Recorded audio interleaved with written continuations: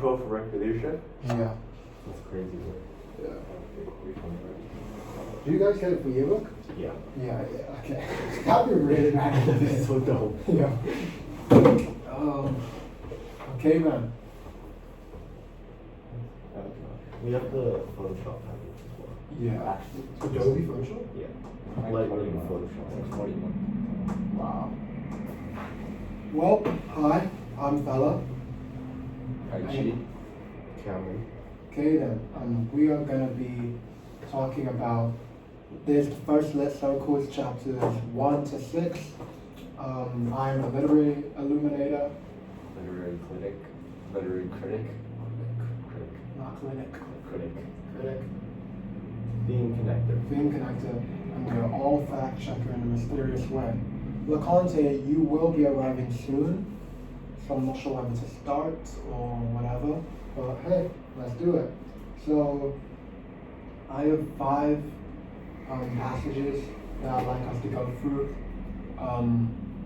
How we could do this is that I'll go through a passage about one of the passages, and we'll all give our own explanation, first of all, what we thought of that passage, and then I have a question about the passage, right?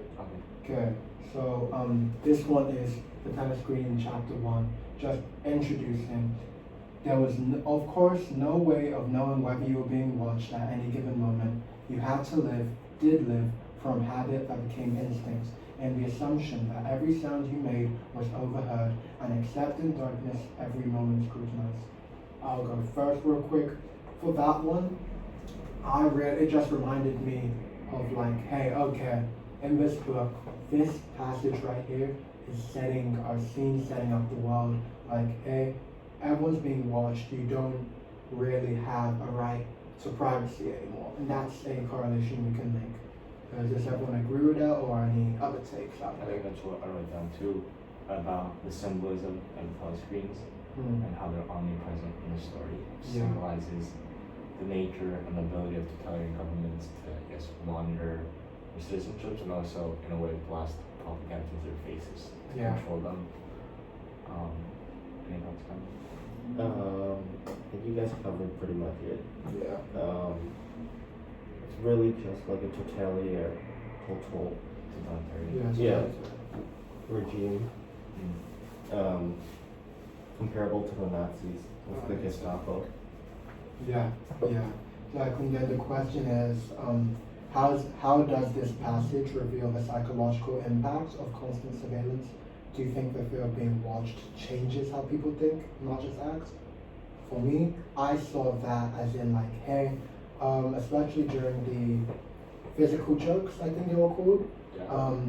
People had to constrict their faces when they were listening to the 2-minute hate. Yeah. They also had to constrict their faces. You could see people had control, the government actually had control over their emotions. Pretty sure I've covered that. If anyone else wants to add. I think that also, in the way it changes how they act. The book, Orwell describes thought crime, but he Yeah. also describes face crime.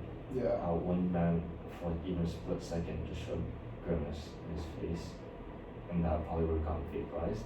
Yeah. It just goes to show the lack of freedom that there is in the society of 1984, and how individuals are forced to suppress their actions, and in a way self-censorship, where they become so numb to the fact that they don't have a will over their actions, and instead of being in a conscious state of actually living as a human being, they're more like just vessels carrying out the will of the party.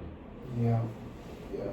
You could say that they have done this so much they've adapted, and it's become a habit for them to survive.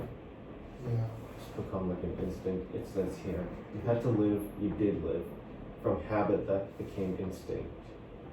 So you would have had to assume everything you heard or everything you did was being scrutinized. Yeah. I think in the scene of the 2-minute hate, where even Winston has this internal dialogue where he is dubious of Big Brother and the regime of the party, and yet he finds himself just instinctively shouting and screaming at the screen without even thinking about it, which goes to show, Cameron said, how much of a habit it's become to follow the party and do what they're brainwashed into. Yeah. Yeah, okay. Second passage. We should continue doing second. Yeah. Second, and then once we've all done our separate, we'll give a fact check at the end. Second passage was again the party slogans: war is peace, freedom is slavery, ignorance is strength. These slogans are contradictions, also known as in George Orwell's world, doublethink, right? But I mean, they're not contradictions in 1984, they're contradictions in our world. Right. Here, they've been brainwashed. I remember it was Syme when he was talking with Winston, saying how the people will be too ignorant, right? That they won't even be able to properly think for themselves. And what they will know is that war is peace, freedom is slavery, ignorance is strength. Do you think the party believes that, or do you think they just use that as tools of control? Well, I actually did this to connect for my part of it. So, they're repeated so often that it's become accepted as truth. And the party's created language in newspeak aims to eliminate words for rebellious concepts. Yeah. So all these words can only be used for their advantage, making it impossible for them to have any level of distinct. It's just with English. Red circle, you have to record red circle. Yeah. And We're coming in as a fly on the wall to the circle. Yeah. We're just gonna listen to you guys for a few minutes. There's a chair over there. Yeah, so, And then, yeah. so they could be used also as modern day. It can be compared to modern day propaganda, such as Mark Carney's slogan "Elbows Up." Yeah. And for the individual ministries, there is like the contrast, like it's a double speak, as you said. Yeah. It's ironic how the Ministry of Truth was made to basically cover the truth. Yeah. Along with like that. Yeah. And I really liked, I'm trying to remember the exact, when you said your connection, making a connection through, it's repeated so much that it starts to believe that's true. Yeah. Right? If I were to make a real life connection, you already made one with Mark Carney, and then it's just a bigger one, right, would be Donald Trump constantly, like, when he would like lie, right, and be just exposed, but a lot of people would just believe it is true. So that's the real world connection there. You got anything like? I just want to focus on the first two lines. The first one says, freedom is slavery. Yeah. Like, Syme is a very intelligent person. He's a devout follower of the party, and he praises the hanging. Like, he lives for the party, but he's still gonna get vaporized. He's still gonna get vaporized because he's too smart, and at some point that intelligence is gonna bring questions, and that's gonna cause rebellion. And so, engraving that thought that freedom is slavery just constrains them to just mindlessly following the teaching of the party. Yeah. And it's also just the only way the party can maintain absolute control by removing individual thought. And then the second line, war is peace, I think because the book describes that the three states, Oceania, Eurasia, and Western Asia? something like that. Yeah, The three parties are constantly at war. I think the party is intentional in constantly being at war to kind of create a common enemy to unify the citizens, but as well keep the citizens distracted to the point where they can't really question how terrible their living conditions are. Yeah. And That's actually a really good connection there. Yeah, I see that too. Number 3, Winston's diary. To mark the paper was the decisive act. Now, I remember me personally, when I saw that, I was like, okay, I mean, it's just writing in a diary, and that doesn't seem too crazy on its own, right? But why is writing in a diary in that this 1984 were so radical? Why is it so crazy to do that? Because you're expressing your individual thought. Mm, Thought leads to questions. Questions lead to rebellion. yeah. It's just trying to eliminate any factors that could lead to the downfall of the party. No, there's this one saying, being alone with your own thoughts is very powerful, right? But then the idle mind is the devil's workshop, right? And I feel that the party would really use that saying, the idle mind is the devil's workshop, and just plaster it everywhere. Yeah. Because then, like you both have focused on, Yeah. thought, questions, right? It's just a horrible idea regarding.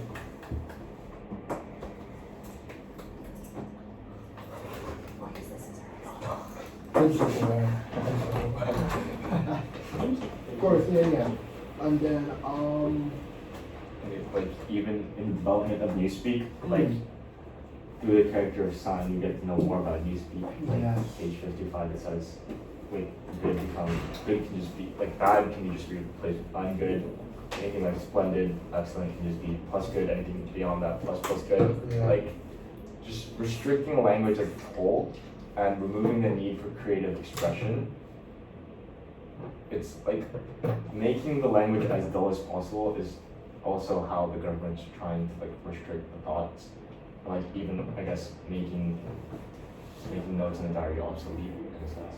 I wouldn't say I'm smart enough to even answer this question, right? But do you think that's happening in the slightest in our world right now? Where Well, people are trying to change things anyway, manipulate words, history, anything? Brain rot. Brain rot? Brain rot. Brain Yeah. rot, true.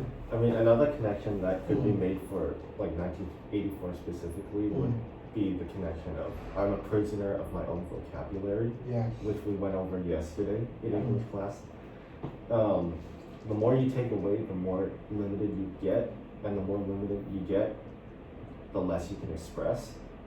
So that's where the saying, I'm a prisoner of my own vocabulary, because you're limited to so much things, so little things, Mm. that you can't express what you really feel.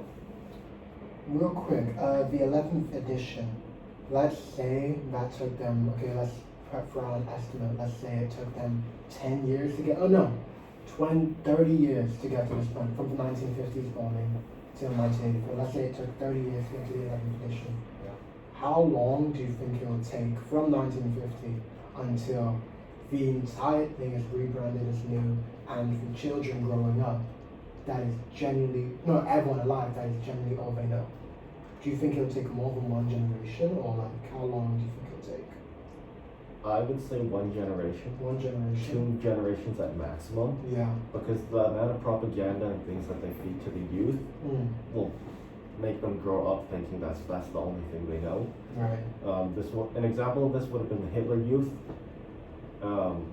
Like some of them, 8-year-olds and 9-year-olds, they were so brainwashed with Hitler, Nazism, Yeah. that was all they knew, and they basically didn't do anything else. Yeah. And because when you're that young, your brain is easily manipulated, so then that's another factor. Okay. But even examples in the book, I think. What do you The Parsons children, Yeah. like when Winston goes to fix their kitchen sink, like they just come and try to, they're like, I don't know how to describe it, like Guess they're like you're a traitor, you're not part of the thought police. Yeah, we tried to make a citizen's arrest. You're not with the party yet. You're not with the party, and they're already brainwashed. And then, like, I think it said that he thinks that eventually Mr. or Mrs. Parson would be turned in by his own children. Yes. Like it's to the point where the youth are so easily manipulated that I think that it would only take one generation. I don't think it would even take a generation Yeah. for it to completely transition into Newspeak 11th edition. Because Yeah. even Simon tells Winston that he needs to start learning Newspeak. Yeah. Because I mean, I think that even the party has full control and they can just they can vaporize anyone Yes. that's not willing to speak Newspeak. Yeah. They have the Junior Spies program. Yes. Right. Yeah. That's next week too. 2 Minutes Hate, the 2 Minutes Hate. The rage that one felt was an abstract, undirected emotion which could be switched from one object to another, like the flame of a blow lamp.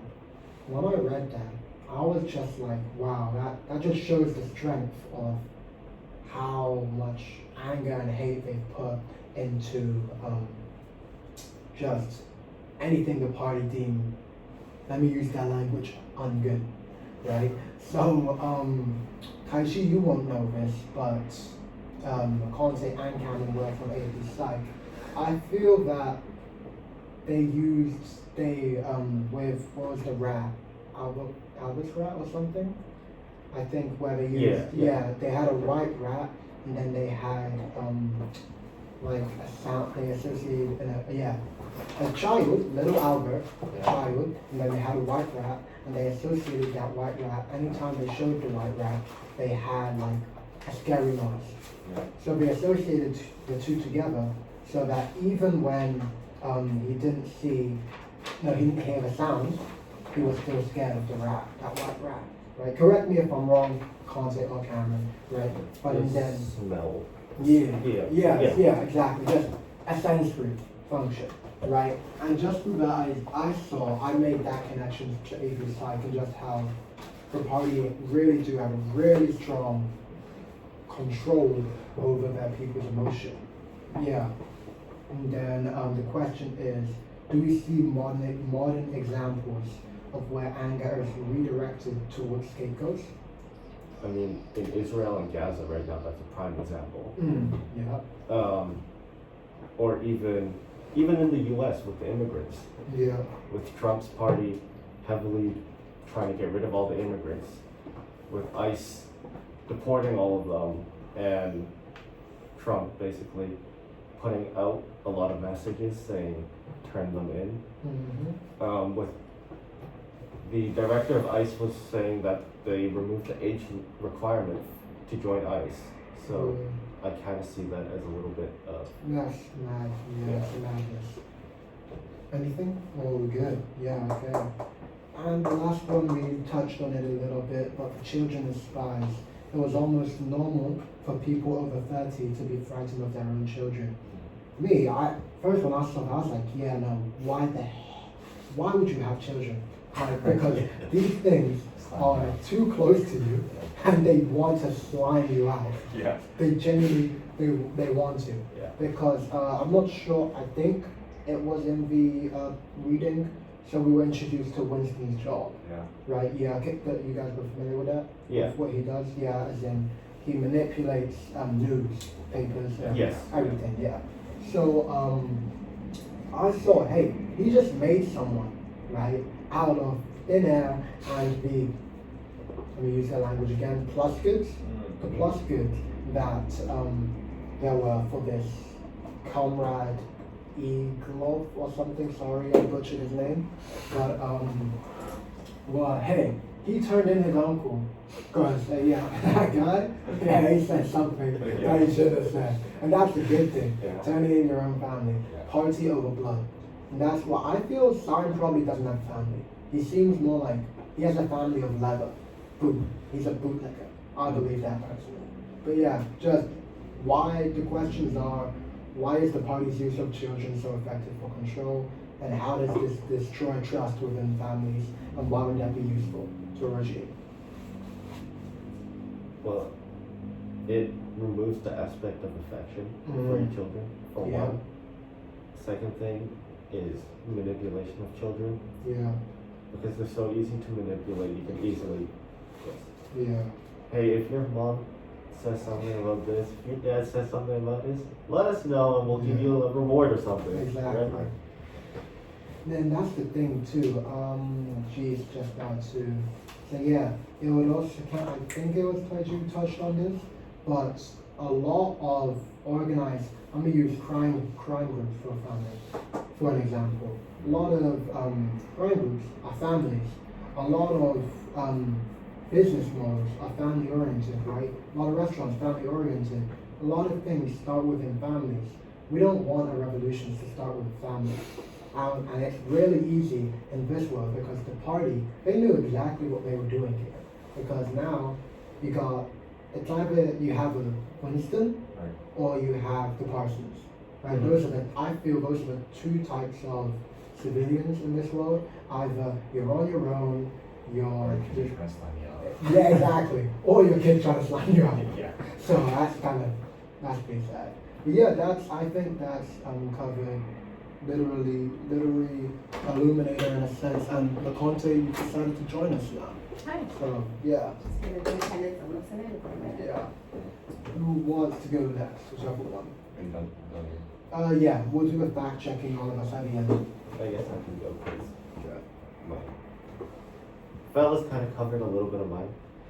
So the first theme connection that I had was pervasive surveillance. In the book, the telescreen was the primary tool of the party control, acting both like as a television, but also like a surveillance device.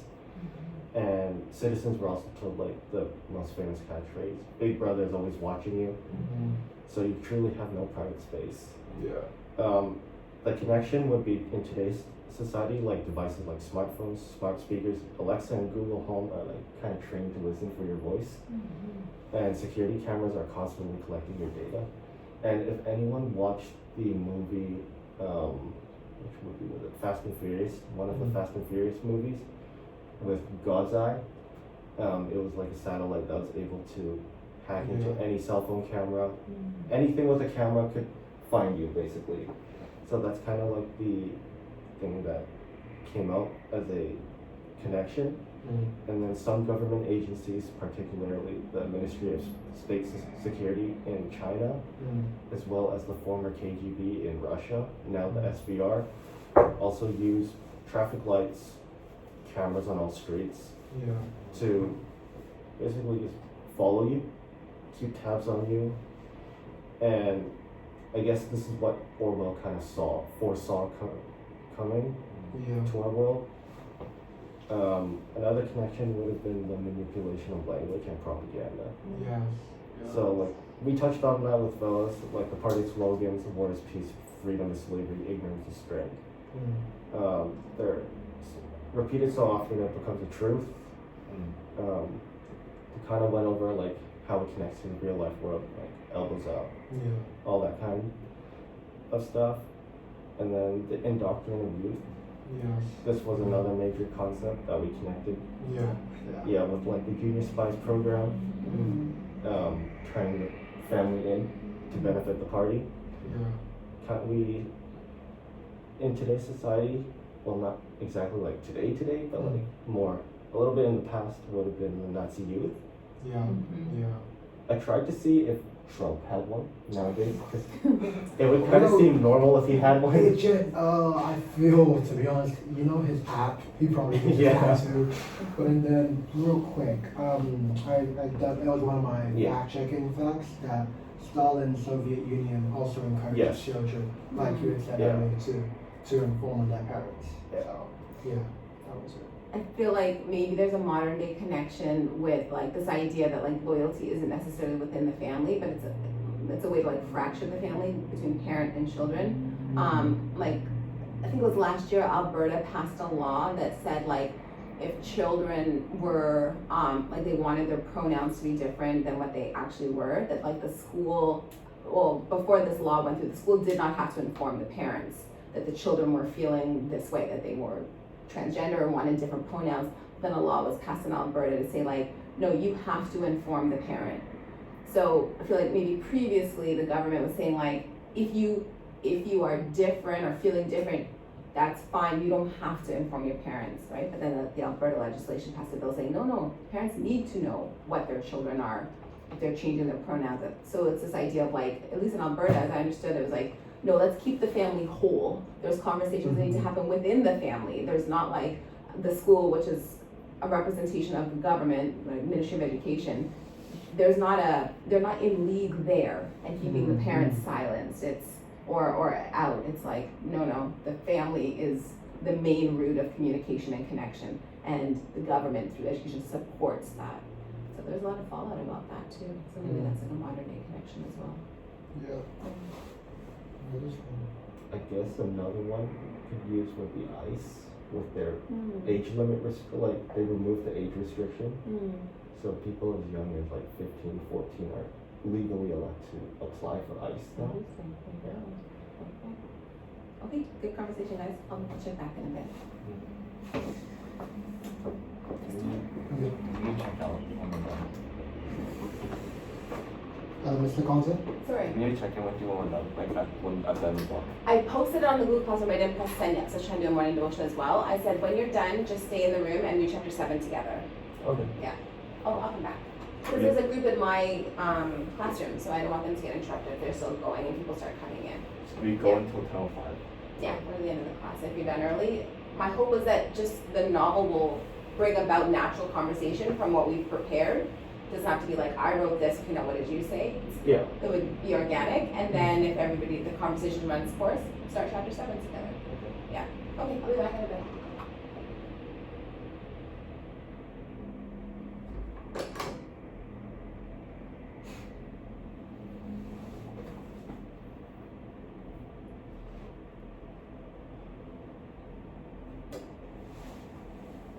Okay then.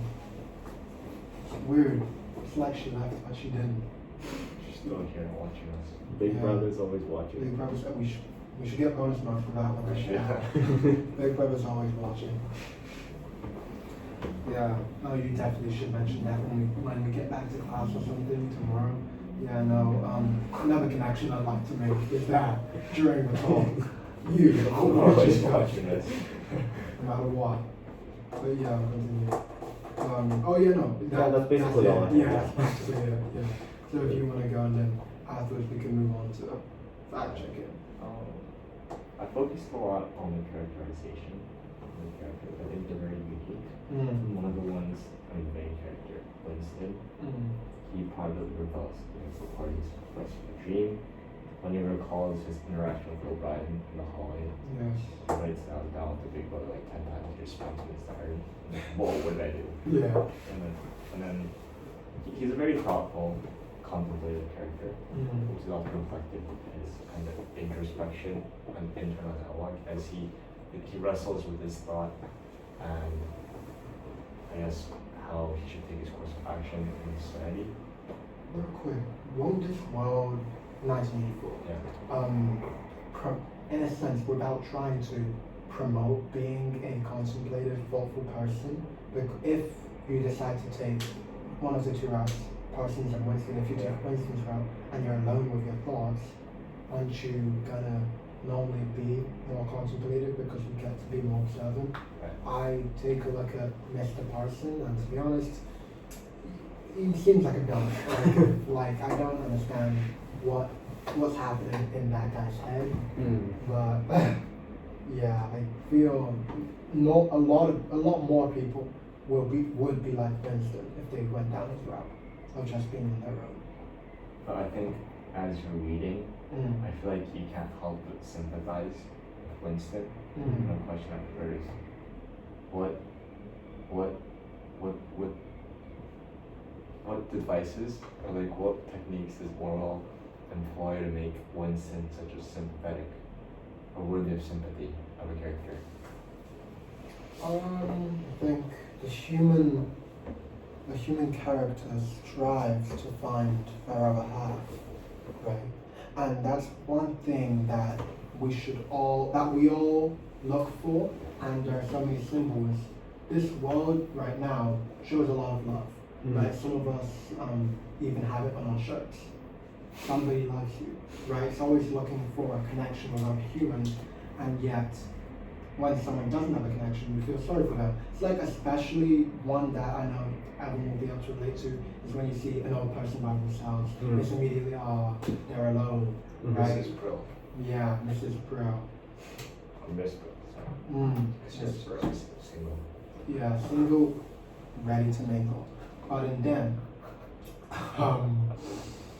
Winston, I feel one of the better reasons we could feel to connect with him is because one, he's alone. Two, in the beginning we didn't know about family. Then we found out his mom is dead, confirmed, or Yeah. one of them is dead They're confirmed. both dead, no? Yeah, no, oh yes, they're both dead. But his wife's not confirmed. Yeah, wife is like not He confirmed. had like an affair with old thing. Yeah, and the sister, I think it's a sister. Yeah, dead. Yes, Dead. dead. It's fine. So I guess you could also like see the amount of humanistic aspects that they put in him. Like even on the first line, Winston Smith, his chin nuzzled into his breast in an effort to escape the vile wind.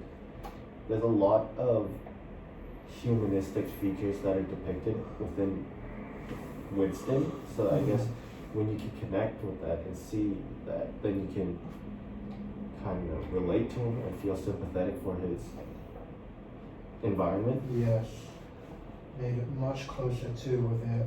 Made us much closer to a story by it being first person too. Put Yeah. us kind of in his shoes, and we could see he would run us through a lot of his thoughts in his head, especially on the people and environment around him, which was what we were thinking as well. Meaning that we were kind of able to have a conversation with Winston in a sense. He is a human. Like he feels fear, but then he also feels hope that maybe the current state of the party could change. Maybe he could feel like living again. And I think in the book, there's so many characters that are either emotionally detached, I guess dim-witted like Parson, Yes. or I guess completely indoctrinated by Greek brother like Simon, which just Mm. makes it harder to sympathize with them. Yeah. And that contrast is what makes Winston such a lovable and I guess easy to like character. You can love him. I guess we like him. You can love him. Okay, Yeah. choice of words. Yeah. But and then gotta say something about that too. Just alas, don't worry, we can move on. Simon is Winston's friend. He's an expert in newspeak. He works in the Ministry of Truth. And I guess Simon's character is mainly used in I guess chapter 1:6 to give provide an exposition about newspeak, like explaining good, like good plus good, whatever. Well, he is a devout follower of the party, but Winston still says that he'll probably get slimed because he knows too much or he thinks too much, Yes. right? Yes. He's gonna get vaporized. He just needs to talk to the wrong person. Yeah. Yeah. And they'll immediately put him on their radar. Yeah. Slime that brother. Slime. Page 30 says thought crime does not entail death, thought crime is death. Like any sort of intelligence is going to be a threat to the party, Yeah. whether it is for them or against them, because any sort of intelligence is just a possibility of value. Yes. How do you think Orwell uses the character of Simon to provide more insight into the party and the motives? Sorry, repeat that question. How do you think the character of Simon, Orwell uses the character of Simon to give more insight into the party and the motives? Yeah, so when I was reading science section, I immediately knew to lock in and like, hey, this is a part of the story you're gonna want to fully understand, remember, comprehend, because Simon is your in on how things work in this world. He's someone who's intelligent, high up, and not from Winston's perspective, right? So he had those key things, which meant he was practically our glossary, our dictionary. He knew what we were looking for, and Orwell used him in a sense that like, hey, I'm gonna give you the laydown of how text manipulation and the party works, right? I'm pretty sure it was him as well who gave us some of the punishments, like the 25 years, Winston and Simon, right? Went back and forth labor camp. But yeah, smart part of that. What about Mr. Parsons? Like you said, Mr. Parsons isn't weighted by his fault, but that's what makes him, I guess, the ideal citizen in the minds of the party, because he's too ignorant to, I guess, question the motives of the party, and It goes to show how totalitarian regimes just thrive on blind conformity and lack of original thought. Yeah. I'm just gonna breeze past that one, but Mm. Big Brother. Big Brother is the ruler of Oceania. Yeah. His image is used to implement fear and control among the population. One of the significant ones being in the 2-minute hate where he shows up to redirect hate towards, what's it called, scene? Yes. Ernest? Yeah, Wow. pretty sure. He's on coins, televisions, posters all throughout the city. And my question is, how, or like, what is Big Brother symbolic of in the society of 1984?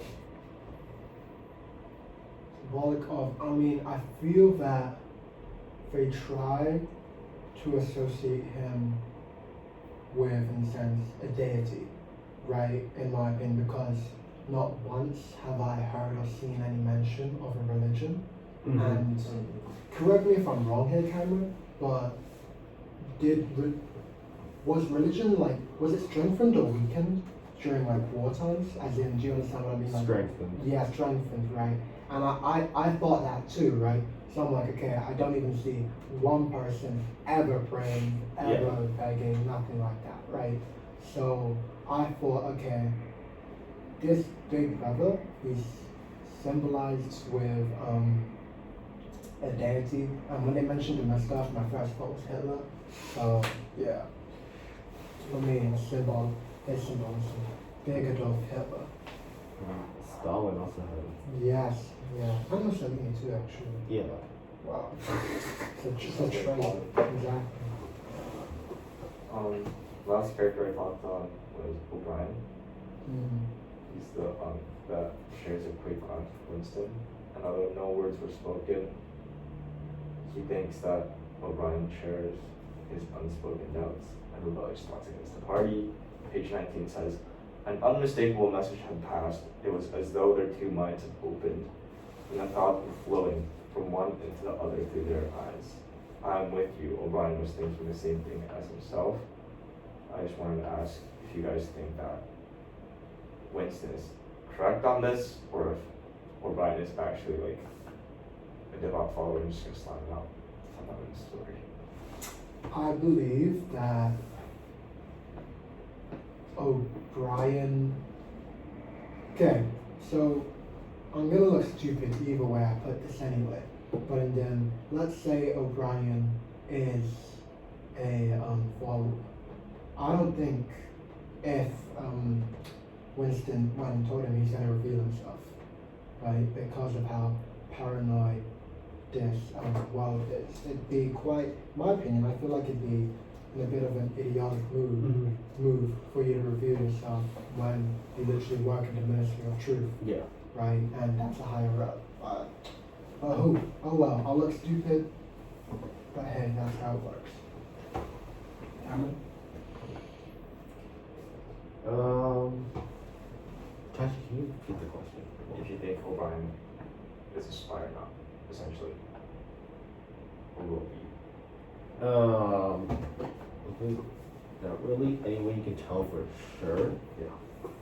He could be acting on his own accord with his conscience, but he could also be working to find others because he works in the Ministry of Truth. He could be trying to find other people who are actually, rebellious, and then I guess baiting them into revealing themselves, and then him, I guess, arresting them and vaporizing them. So I would think that it's a little bit too early to tell whether or not he is, whose side he's on.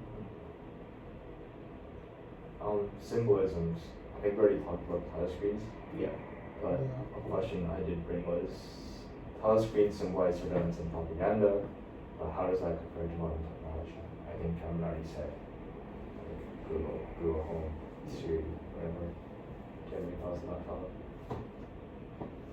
No, I'm pretty sure we covered it earlier.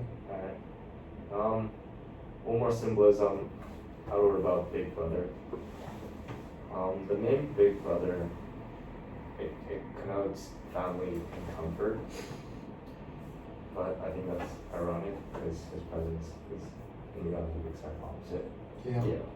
And the name itself is a prime example of, I guess, doublethink, because he's constantly surveilling people, vaporizing anything or anyone that's in his way or tries to oppose him, but he still tries to brand himself as someone that's watching you because he cares about you, listening to you. Do you guys have any thoughts to talk about? I guess it would be, it's parallel with the doublethink or doublespeak aspect. As with like the Ministry of Truth and all that, it just means the opposite. Instead of like a big brother where he's like, I guess, supportive and friendly and protective of you, he's kind of like using that as an excuse to watch over your every move. Last but not least, tone and vocabulary. I think the tone in 1984 is dark and negative. He makes it seem as undesirable to live in the society of 1984. Like, I vividly remember him describing the smell of Parsons' sweat. Like, that's just very sensory for me.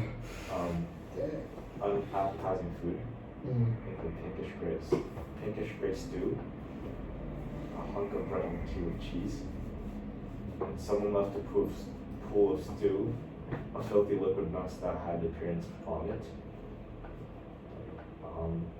And Mrs. Parsons' kitchen sink where he finds a pot of human hair.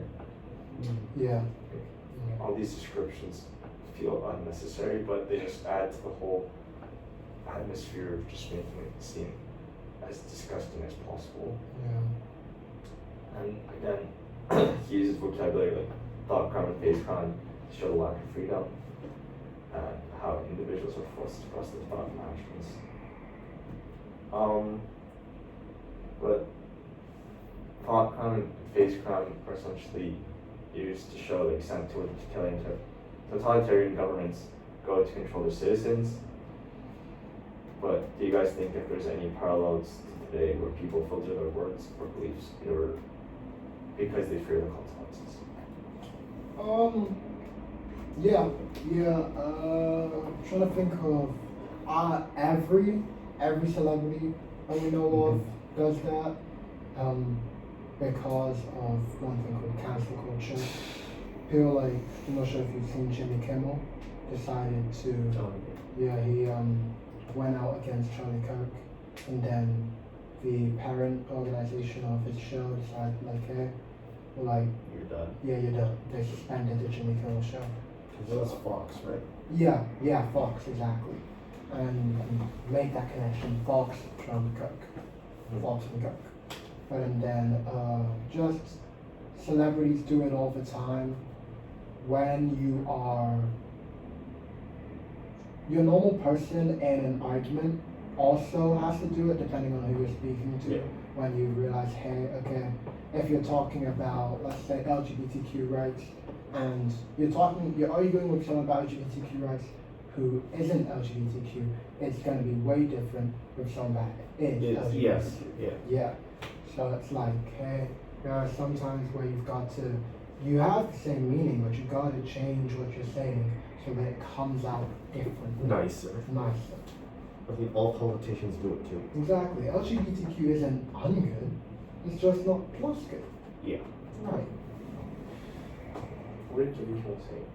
You know? You can, pull it up. I remember it came on 6 bus. Did they say it online? Yes, on the show. They just canceled it next week. Yeah. But I mean, like, people are respecting him for it because, like, that's what people like him, Fallon, Jimmy Fallon, and like other people who have their own shows are meant to do, right? They're meant to talk about these type of things. We had some new lows over the weekend with the MAGA gang desperately trying to characterize this kid who murdered Charlie Kirk as anything other than one of them, and with everything they can to score political points from it. So he basically made it a political statement. Yeah. And then they cancelled him for that. Yeah. It's rough. Very rough. Well, I mean, like, he's a millionaire, he should be fine. I mean, he kind of deserved it. He's on a conservative television show. Right? Slandering. Yeah. Yeah. Sort of funny. Like, you don't bite the hand that feeds you. Mm-hmm. Exactly. Do you think Orwell's warnings are more or less relevant in our society today? It's always going to be more relevant because we have the ability to do what 1984 did, just way better. Like, And on a larger scale. yeah, on a larger scale. Because what we could do, I mean, first instances, it would be, if you told me that they had 1984 standards and like surveillance in North Korea, I wouldn't bat my eye. That would actually make sense, right? So I think it's more relevant today, and there's really not much you can do about it. It's either going to happen or and like we both said, like it doesn't even, maximum it would take is 2 generations. It could even happen in 1 generation. We would just all be wizards, right? Because we remember something from the past, just we can't really say much or we're gonna get caught. Oh. Caught. Okay. Caught. That's all I have. Fact checks. Fact checks. Okay. My 3 fact checks, I think I referenced 2. Yes, it is 2. Okay. Yeah. I thought I did one last word. No. I did 3, I can't remember why. I did the doublethink origin, which we talked about, Orwell's doublethink, 2 country beliefs, and accepting both. And then I had the children as spies, right? So Stalin and Soviet Union encouraged kids to slime out their parents. Yeah. Between 1980 through 1984, 1984 experienced the surge of sales, selling 4 million copies in 62 languages. For the book? Yeah. Between 1983 and 1984, 4 million copies. Wow. People are nervous. People were nervous? They're trying to see what will happen. Mm. Or else I'm sued. Yeah. So I had 2. First, Big Brother is influenced by real world totalitarian. I can't say that word. Orwell was deeply concerned with the rise of the regimes in the 20th century, particularly the Soviet Union, Nazi Germany, and fascist Italy, fascist Spain. And then the big character of Big Brother and the party surveillance were directly inspired by the propaganda and state control that he saw. In his 1946 essay, he wrote that every line of serious work that I have written since 1936 has been written, directly or indirectly, against totalitarianism and democratic socialism as I understand it. And then another fact check was he had a lot to know about this topic because he actually fought against one of the fascist regimes during the Spanish Civil War from 1936 to 1937, where he primarily fought against the Soviets. And in the book, it says that Winston works in the records department of the Ministry of Truth, where his job is to alter the historical documents to match the party's ever-changing narrative. So this can be seen as like the act of rectification that ensures that the party is always presented correctly. So he saw that within the Soviet Union, where they were always trying to paint themselves as like a better person. Yeah. Okay, I think that's it. Or is it? My second one says, Second one. during the Second World War, Orwell and his wife Eileen were almost killed in the final hour of the Blitz. It's rough. Oh well. Well, he's dead now. Yeah. Oh well. Oh well. Yeah. You see what I did there? Oh well. Orwell. Oh well. Actually, Maybe next time. Well, one quick thing before I end off the stream. Green apple. Oh, okay. I'm surprised how fast they got so many government workers behind Big Brother. Yeah. Like, Yeah. so many people decided to, because I'm guessing that he was like a military general who probably assumes power, yeah, like through complete violence, right? Or, but all the government workers like, yeah, now let's follow this guy, one. Two, yeah, let's change all history so that, Well, I guess it benefits them. yeah, exactly, it benefits them, only them, not Yeah. their families, Yeah. only them, yeah. Right, I mean, one connection for that, I guess you could connect that to the Hotel Rwanda movie that we watched Yeah. in Human Geography, yeah. where the main character, I'm looking for that name. How in Human Geo. Yeah, we kind of have that covered. Yes, him. Yeah. What's his name? Forgot. Yeah, only he. Paul, Paul, that's his Black name. Eyed Paul, right? Yeah, Yeah. yes, Paul, kind of tried to save himself first, and then Yeah. save his family, and then everyone else. Yeah. So I guess he connected to that. He was a bit of a nonce though. He should have like. Alright, bye guys. Found it. Wait, hold on. I'll pound. You stop the recording. No, you got nugget too. Huh? Your nugget. I got a nugget. What? Found it. Nugget. What nugget? Not seem good, perfect. Nah, dude.